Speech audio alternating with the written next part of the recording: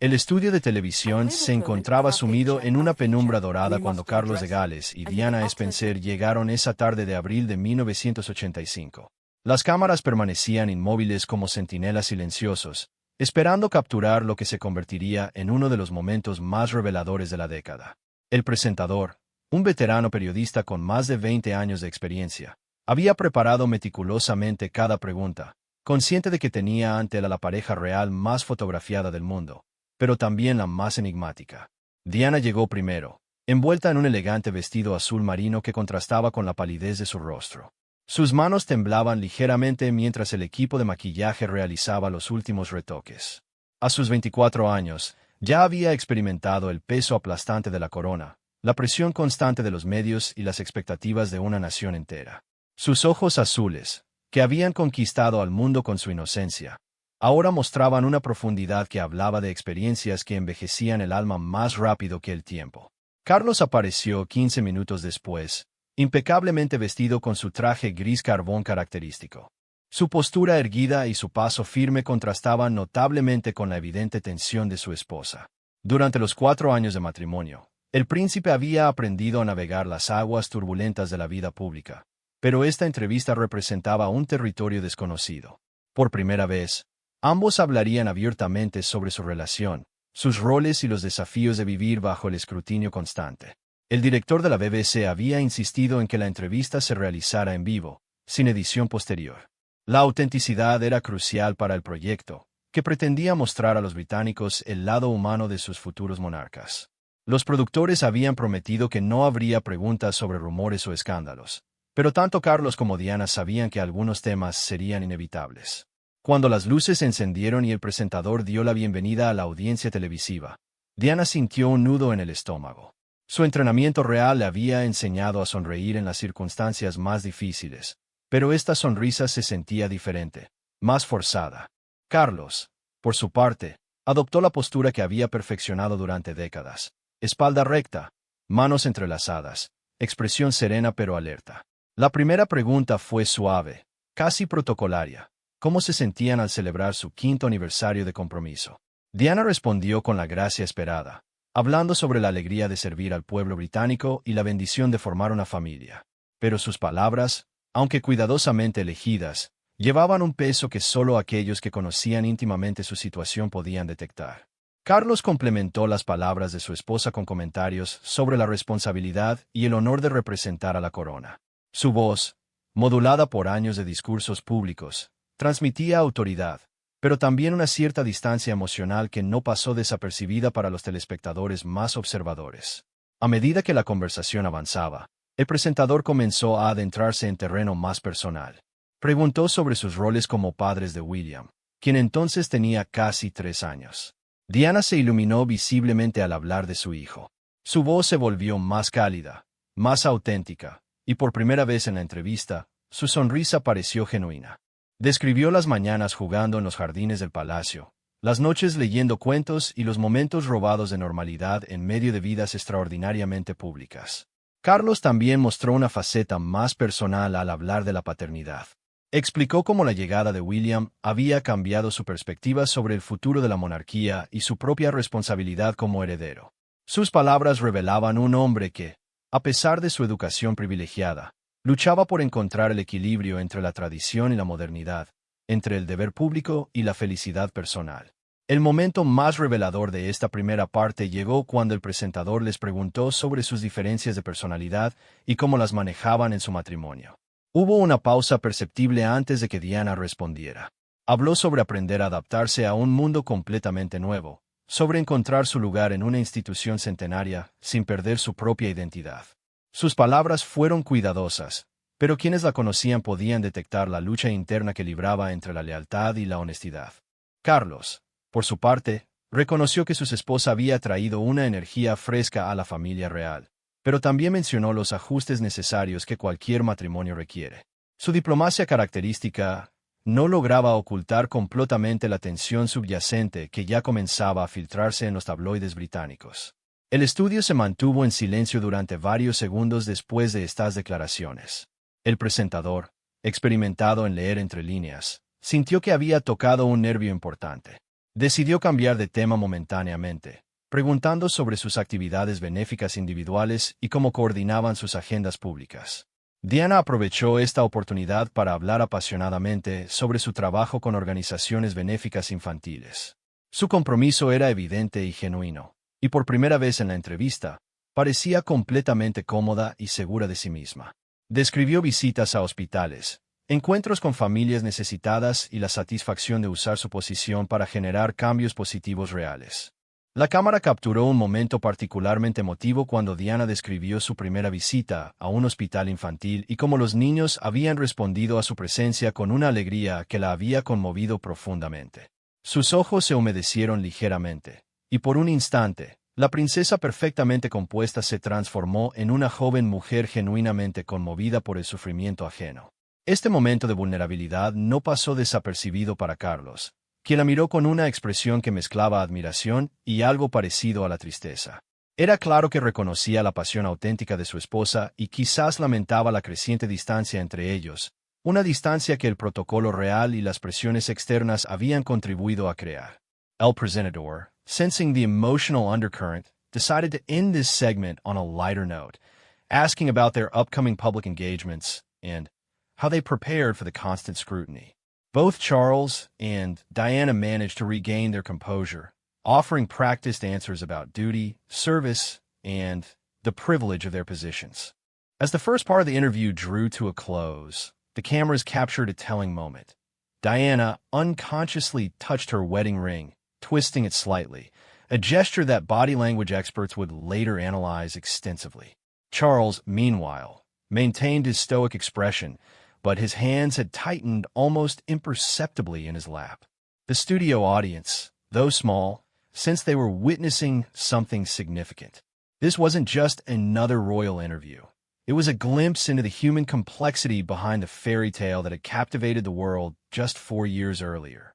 The golden couple of British royalty were revealing themselves to be remarkably human, complete with struggles, doubts, and the kind of marital tensions that many viewers could recognize in their own lives. As the cameras stopped rolling for the first commercial break, neither Charles nor Diana spoke to each other immediately. They each retreated into their own thoughts, perhaps contemplating the words already spoken and steeling themselves for what was yet to come in the remaining portions of the interview that would ultimately become a historical document of marriage and a monarchy in transition. Cuando las cámaras volvieron a rodar después del breve descanso, la atmósfera en el estudio había cambiado sutilmente. Diana se había recompuesto, aplicando discretamente un poco más de polvo para ocultar el ligero rubor que había aparecido en sus mejillas durante la primera parte. Carlos permanecía en la misma posición, pero ahora sus dedos tamborileaban casi imperceptiblemente sobre el brazo de su silla, un tic nervioso que solo aquellos que lo conocían íntimamente podían reconocer. El presentador, consciente de que había logrado romper la superficie en la primera parte, decidió profundizar en temas más personales. Su siguiente pregunta fue sobre las tradiciones familiares y cómo estaban creando nuevas tradiciones para William. Diana respondió primero, y su voz adquirió un tono más cálido al describir las Navidades en Sandringham, las tardes de verano en Balmoral, y los esfuerzos por darle a su hijo experiencias tanto reales como normales. Habló sobre llevar a William a McDonald's en secreto, sobre las tardes en parques públicos donde podía jugar como cualquier otro niño, siempre bajo la discreta vigilancia de los guardaespaldas. Sus ojos brillaban con una mezcla de alegría y melancolía al recordar estos momentos robados de normalidad. Era evidente que estos pequeños actos de rebeldía maternal significaban mucho para ella, representando una forma de preservar algo de humanidad en un mundo dominado por el protocolo. Carlos escuchaba con atención, y cuando le tocó responder, reveló una perspectiva diferente pero complementaria. Habló sobre la importancia de enseñar a William sobre su herencia, sobre los deberes que un día tendría que asumir, pero también sobre darle la libertad de ser un niño. Mencionó las largas caminatas por los terrenos de Higrove, enseñándole sobre la naturaleza y la conservación, temas que ya entonces eran una pasión personal del príncipe. La diferencia en sus enfoques se hizo evidente. Diana enfocada en la humanidad y la normalidad, Carlos en la responsabilidad y la preparación para el futuro papel real. Ninguno de los dos parecía completamente cómodo con el enfoque del otro, pero ambos reconocían la validez de ambas perspectivas. El presentador entonces cambió hacia un tema más delicado: las presiones de la vida pública y cómo afectaban su matrimonio. Hubo una pausa notable antes de que Diana respondiera. Cuando finalmente habló, sus palabras fueron cuidadosamente elegidas, pero cargadas de significado. Mencionó las dificultades de vivir bajo constante escrutinio, de tener que considerar cómo cada palabra, cada gesto, cada expresión facial sería interpretada por los medios y el público. Describió la sensación de estar siempre en escena, de no poder tener momentos completamente privados incluso en su propio hogar. Su voz se quebró ligeramente cuando habló sobre la presión de ser perfecta todo el tiempo, de representar no solo a sí misma sino a toda una institución. Era la primera vez que un miembro de la familia real había hablado tan abiertamente sobre el costo personal de la vida pública. Carlos, visiblemente incómodo con la vulnerabilidad mostrada por su esposa, trató de reencauzar la conversación hacia aspectos más positivos. Habló sobre el privilegio de servir, sobre la satisfacción de cumplir con el deber, sobre el honor de representar la continuidad histórica. Pero sus palabras sonaron ensayadas comparadas con la honestidad cruda de Diana, y la diferencia no pasó desapercibida para los telespectadores. La tensión entre ellos se hizo más palpable cuando el presentador preguntó sobre sus intereses individuales y cómo los equilibraban con sus responsabilidades compartidas. Diana habló apasionadamente sobre la moda, no solo como interés personal sino como herramienta diplomática. Explicó cómo elegía cuidadosamente su vestuario para cada evento, considerando mensajes culturales, políticos y personales que quería transmitir. Mencionó el incidente con el vestido negro de Cristina Stambolian, que había usado en una cena benéfica justo después de que Carlos admitiera públicamente su relación con Camilla Parker Bowles. Aunque no mencionó explícitamente el contexto, su sonrisa ligeramente traviesa al recordar esa noche sugería que había sido una elección muy deliberada, una forma silenciosa pero poderosa de comunicar su resistencia. Carlos, por su parte, habló sobre sus intereses en arquitectura y conservación ambiental, temas que lo apasionaban genuinamente pero que a menudo eran ridiculizados por la prensa como excéntricos. Su frustración era evidente cuando describía la dificultad de ser tomado en serio en estos campos, de ser visto como algo más que una figura decorativa esperando heredar el trono. El momento más tenso de esta segunda parte llegó cuando el presentador, con notable valor periodístico, preguntó directamente sobre los rumores de dificultades matrimoniales que habían comenzado a aparecer en algunos tabloides. El silencio que siguió pareció eterno. Diana miró directamente a la cámara, luego a Carlos, y finalmente de vuelta al presentador. Su respuesta fue magistral en su diplomacia pero devastadora en sus implicaciones. Habló sobre la evolución de su relación, sobre aprender a ser socios tanto en la vida pública como privada, sobre los desafíos naturales que enfrentaba cualquier matrimonio joven bajo presión extrema. Cada palabra fue cuidadosamente elegida, pero el subtexto era claro para cualquiera que supiera leer entre líneas. Carlos complementó sus comentarios hablando sobre crecimiento mutuo y comprensión progresiva, pero su lenguaje corporal contaba una historia diferente. Se había alejado ligeramente de Diana durante esta parte de la conversación, y sus manos ahora estaban firmemente cruzadas sobre su regazo. El presentador, reconociendo que había llegado al límite de lo que podía preguntar sin causar un incidente diplomático, cambió hacia preguntas sobre sus esperanzas para el futuro de la monarquía.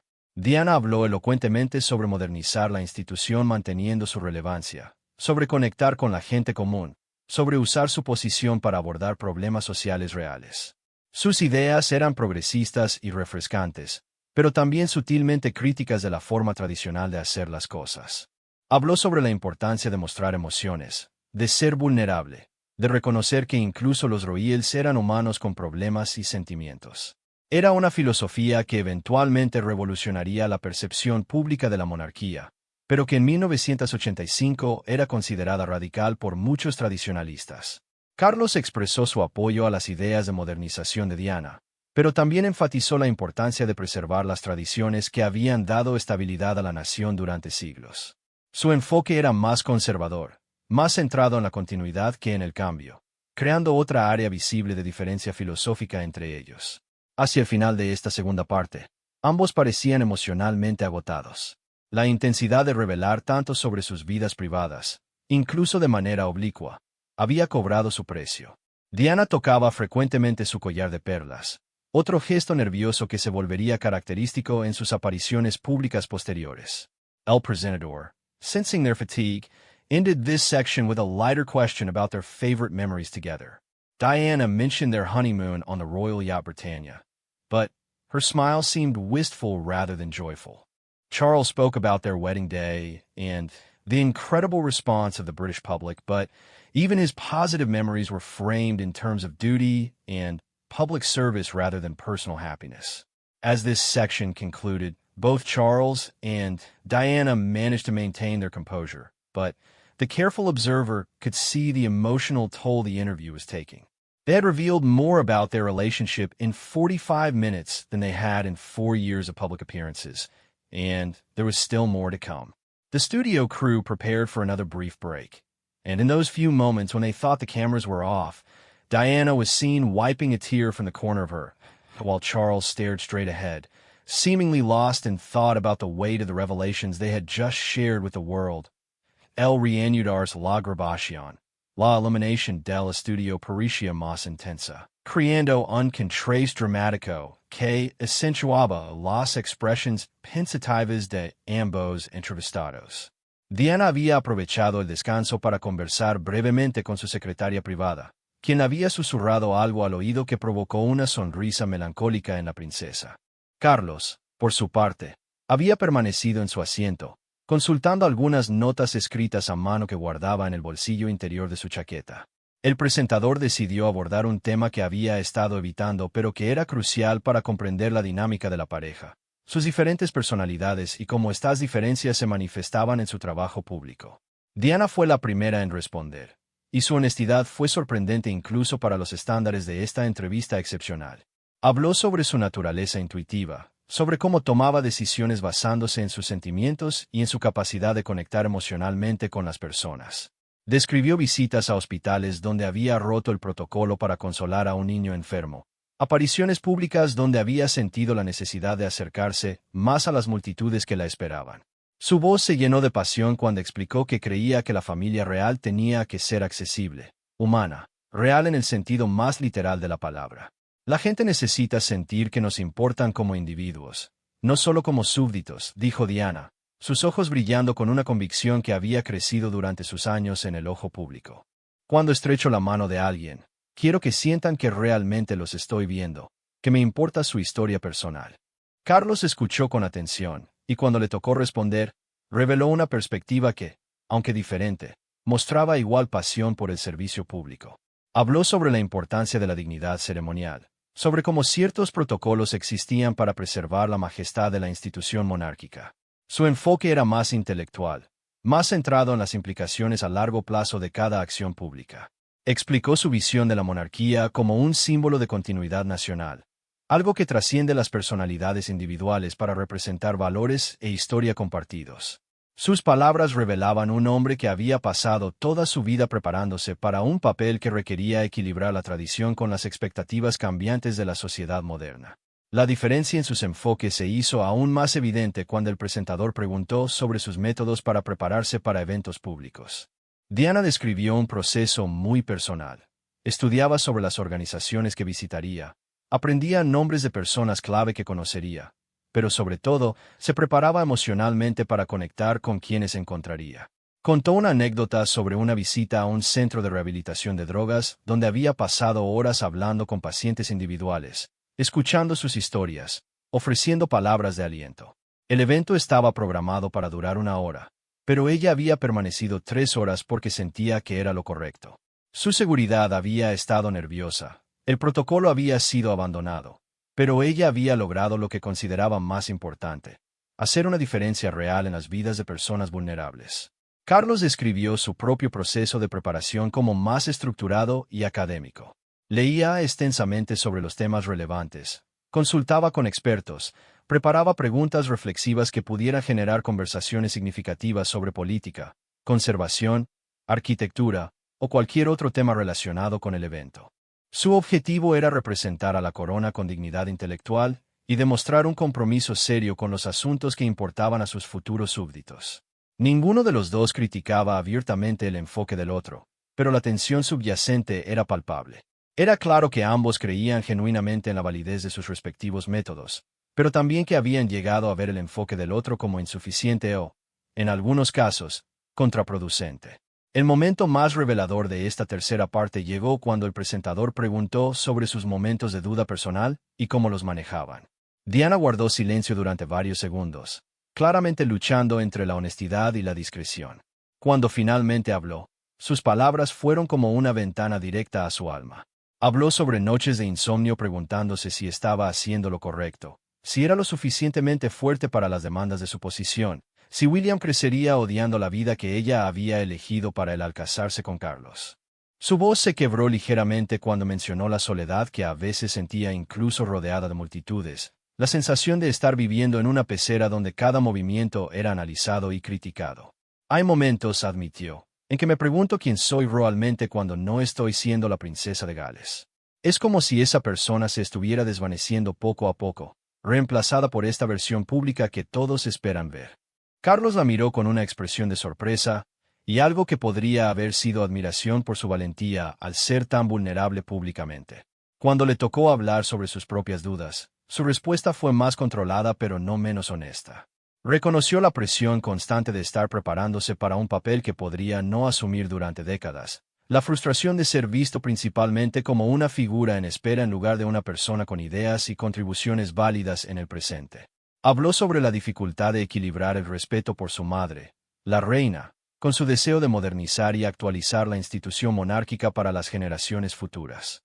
Sus palabras revelaron a un hombre atrapado entre el pasado y el futuro, consciente de que cada decisión que tomaba sería escrutinizada a través de la lente de la tradición real, pero también desesperadamente consciente de que el mundo estaba cambiando a su alrededor y la monarquía tenía que evolucionar para seguir siendo relevante. El presentador, reconociendo que había tocado nervios muy profundos, preguntó cómo se apoyaban mutuamente durante estos momentos de duda. La pregunta creó una pausa incómoda durante la cual tanto Charles como Diana parecieron buscar cuidadosamente sus palabras. Diana habló sobre la importancia de las conversaciones privadas, sobre momentos robados donde podían ser simplemente esposo y esposa en lugar de figuras públicas. Pero incluso mientras hablaba de apoyo mutuo, había un tono de nostalgia en su voz, como si estuviera describiendo algo que había existido en el pasado pero que ya no era tan accesible en el presente. Carlos complementó sus comentarios hablando sobre el respeto mutuo y la admiración por las diferentes fortalezas que cada uno aportaba a su trabajo conjunto. Pero sus palabras, aunque diplomáticas, llevaban un tono formal que sugería una distancia emocional creciente. La parte más emotiva de esta sección llegó cuando ambos hablaron sobre sus esperanzas para William. Diana describió su sueño de criarlo con un sentido de empatía y conexión humana que lo preparara para ser un líder que realmente sirviera a su pueblo. Sus ojos se llenaron de lágrimas cuando habló sobre enseñarle que el privilegio viene con la responsabilidad de cuidar a aquellos que tienen menos. Carlos habló sobre transmitir a su hijo el peso de la historia y la importancia de preservar las mejores tradiciones mientras se adapta a los cambios necesarios. Su visión para William era la de un futuro rey que pudiera equilibrar la innovación con el respeto por el pasado. Por primera vez en la entrevista, cuando hablaron sobre su hijo, parecían completamente unidos en propósito y amor. Era evidente que, independientemente de cualquier dificultad personal entre ellos, ambos estaban completamente comprometidos con ser los mejores padres posibles para William. Al final de esta tercera parte, tanto Diana como Carlos parecían emocionalmente drenados, pero también aliviados de haber compartido aspectos tan profundos de sus experiencias. El presentador, consciente de la intensidad del momento, eligió terminar esta sección con una nota esperanzadora, preguntando sobre sus planes para el futuro inmediato. Ambos hablaron sobre próximos viajes oficiales, nuevas iniciativas benéficas, y su compromiso continuo con servir al pueblo británico. Pero incluso sus comentarios optimistas sobre el futuro llevaban un subtexto de incertidumbre que no había estado presente en sus primeras apariciones públicas como pareja casada. La cuarta y última parte de la entrevista comenzó con una atmósfera marcadamente diferente.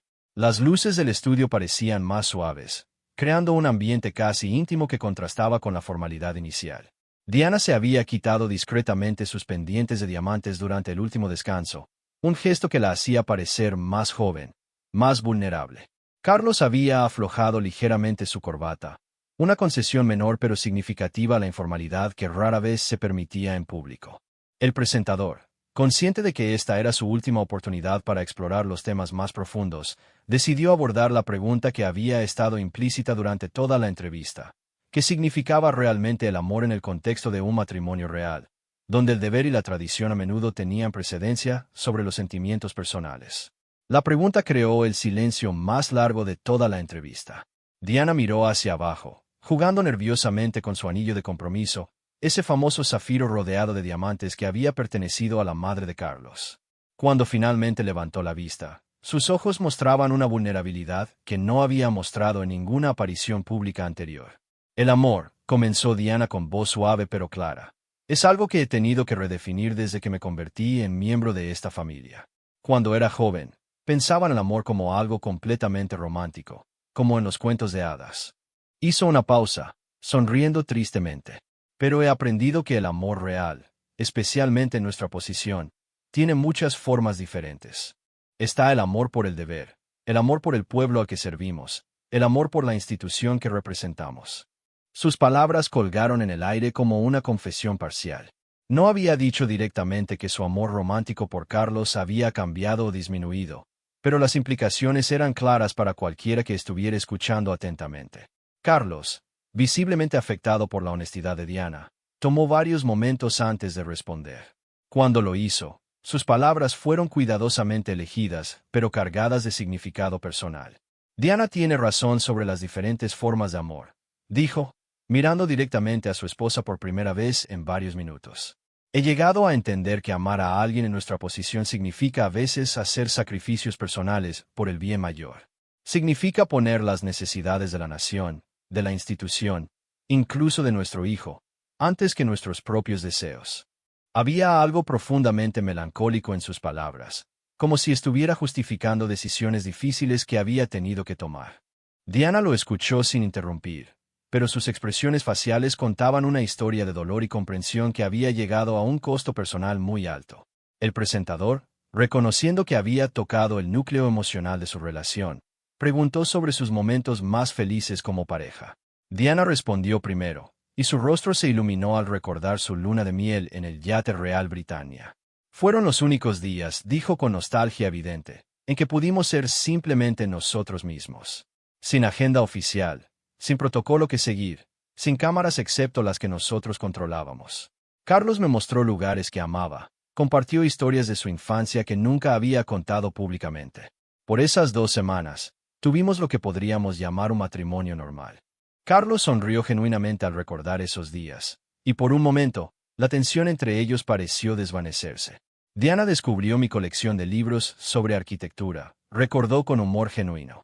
Pasamos horas hablando sobre diferentes estilos, sobre cómo los edificios reflejan los valores de las sociedades que los construyeron. Fue maravilloso tener a alguien que realmente escuchara mis ideas sin juzgarlas como excéntricas. Era evidente que ambos atesoraban esos recuerdos, pero también que reconocían que ese tipo de intimidad se había vuelto cada vez más rara en sus vidas. La conversación tomó un giro más serio cuando el presentador preguntó sobre sus mayores desafíos como pareja. Diana, quizás sintiendo que esta era su única oportunidad de hablar sobre temas que la habían estado atormentando, fue sorprendentemente directa. El mayor desafío, dijo lentamente, ha sido mantener nuestra identidad individual dentro de una institución que tiende a moldear a las personas según expectativas predefinidas. He luchado por mantener mi propia voz, mis propias opiniones, mi propia forma de conectar con las personas. Hizo una pausa antes de continuar, claramente eligiendo sus palabras cuidadosamente. A veces siento que se espera que sea una versión específica de princesa, que no necesariamente refleja quién soy realmente. Y creo que Carlos ha enfrentado presiones similares para ser una versión específica de príncipe heredero, que no siempre le permite mostrar todas sus facetas. Carlos asintió pensativamente a los comentarios de Diana. Es cierto que vivimos dentro de marcos muy específicos, admitió. La tradición proporciona estabilidad, pero también puede ser restrictiva. He pasado mi vida entera preparándome para un papel que está definido por siglos de precedente, pero también sé que tengo que encontrar maneras de hacer ese papel relevante para el mundo moderno. Sus palabras revelaron la tensión fundamental con la que ambos lidiaban, como ser auténticos dentro de roles que habían sido definidos mucho antes de que nacieran. El momento más emotivo de toda la entrevista llegó cuando el presentador preguntó qué les dirían a otras parejas jóvenes que enfrentaban desafíos similares en sus matrimonios. Diana se tomó un largo momento antes de responder, y cuando lo hizo, sus palabras fueron claramente dirigidas tanto a la audiencia como a su esposo. Les diría que la comunicación honesta es lo más importante, dijo, su voz temblando ligeramente. Que no tengan miedo de ser vulnerables el uno con el otro, incluso cuando esa vulnerabilidad sea incómoda. Que recuerden por qué se enamoraron en primer lugar y que luchen por proteger eso, sin importar qué presiones externas enfrenten. Sus ojos se llenaron de lágrimas mientras hablaba, y era claro que estas palabras salían directamente de su experiencia personal. Carlos la escuchó con intensa atención, y cuando le tocó responder, sus propias palabras llevaban un peso emocional que rara vez mostraba en público. Agregaría, dijo Carlos, su voz notablemente más suave que su tono habitual, que es importante recordar que el amor real requiere trabajo constante. No es algo que simplemente sucede y permanece sin esfuerzo. Requiere comprensión mutua, paciencia, y la voluntad de crecer juntos incluso cuando ese crecimiento es difícil. Hubo un momento de silencio entre ellos después de estas declaraciones, y los televidentes más observadores pudieron notar que se miraron directamente por primera vez en mucho tiempo, como si estuvieran teniendo una conversación privada en medio de la entrevista pública. Para la pregunta final, el presentador pidió que cada uno describiera sus esperanzas para el futuro, tanto personal como profesional. Diana habló con pasión renovada sobre su deseo de continuar su trabajo benéfico, especialmente con niños y personas marginadas por la sociedad.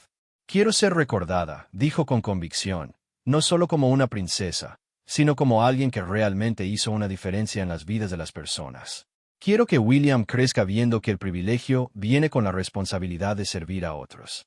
Sus palabras llevaban un subtexto de determinación que sugería que estaba preparada para luchar por su visión de lo que debería ser la vida real, independientemente de la resistencia que pudiera encontrar. Carlos habló sobre su deseo de modernizar gradualmente la monarquía mientras preservaba sus aspectos más valiosos. Quiero que la institución real sea algo que inspire respeto y orgullo en las generaciones futuras, explicó. Eso significa encontrar maneras de ser más accesible y relevante sin perder la dignidad y continuidad que han sido nuestras fortalezas tradicionales.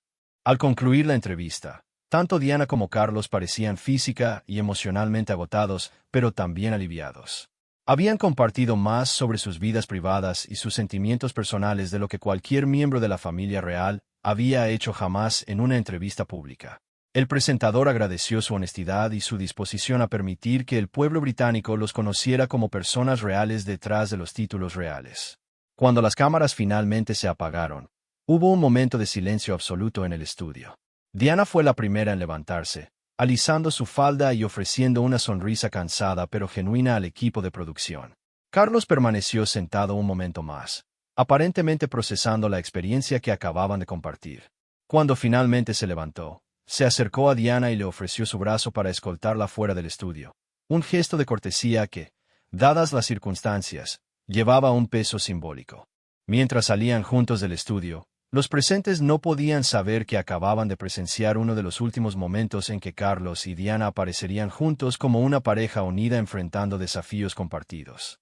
La entrevista, aunque diplomática en muchos aspectos, había revelado las grietas fundamentales en su matrimonio que eventualmente se convertirían en fisuras imposibles de reparar. Sin embargo, en ese momento de abril de 1985, todavía existía la posibilidad de que la honestidad compartida en esa entrevista pudiera servir como base para una nueva comprensión entre ellos. La historia, por supuesto, demostraría que algunas diferencias son demasiado fundamentales para ser superadas, incluso con la mejor voluntad del mundo.